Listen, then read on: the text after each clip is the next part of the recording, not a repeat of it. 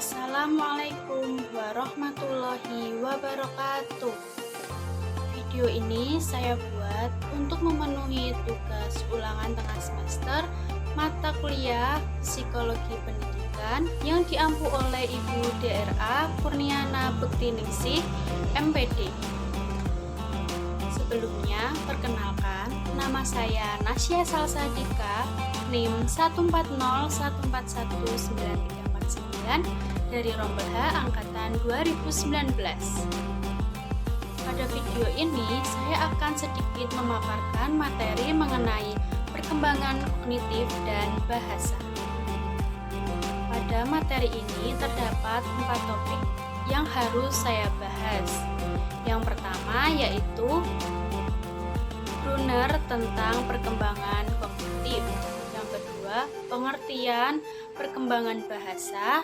Yang ketiga, faktor-faktor yang mempengaruhi perkembangan bahasa. Dan yang keempat, yang terakhir yaitu implikasi dalam pembelajaran.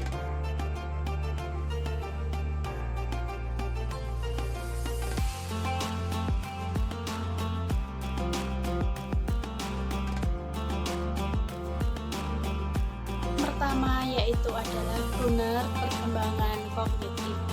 Pada topik ini terbagi menjadi 3 tahapan, yaitu tahap yang pertama yaitu mengenai tahap enaktif. Pada tahap ini seseorang memiliki aktivitas-aktivitas dalam upaya untuk memahami lingkungannya, misalnya dengan gigitan, sentuhan, ataupun dengan pegangan.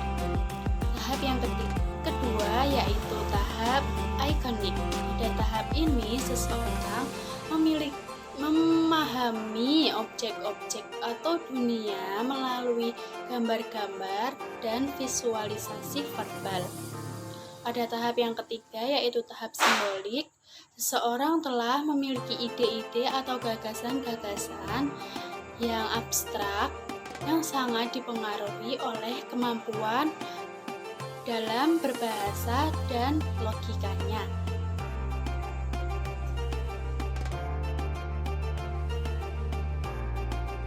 Yang kedua yaitu pengertian perkembangan bahasa.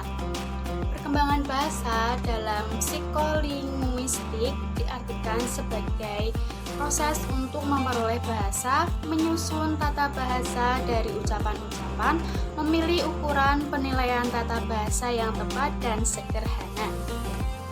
Sesuai dengan fungsinya, bahasa merupakan alat komunikasi yang digunakan oleh seseorang dalam kehidupannya sehari-hari dan juga alat sebagai pergaulan dan hubungan antar orang lain.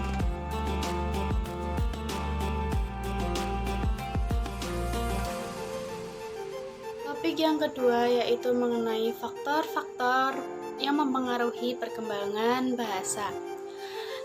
Di sini ada 2 faktor yang mempengaruhi perkembangan bahasa. Yang pertama, faktor biologis. Setiap individu dibekali kemampuan kodrati atau alami yang memungkinkannya dapat menguasai bahasa. Potensi alam ini bekerja secara otomatis yang sering disebut dengan piranti pemeroleh bahasa. Faktor yang kedua yaitu faktor lingkungan. Lingkungan yang kaya dengan kemampuan bahasanya akan memberikan kesempatan yang lebih besar bagi perkembangan bahasa individu yang tinggal di dalamnya.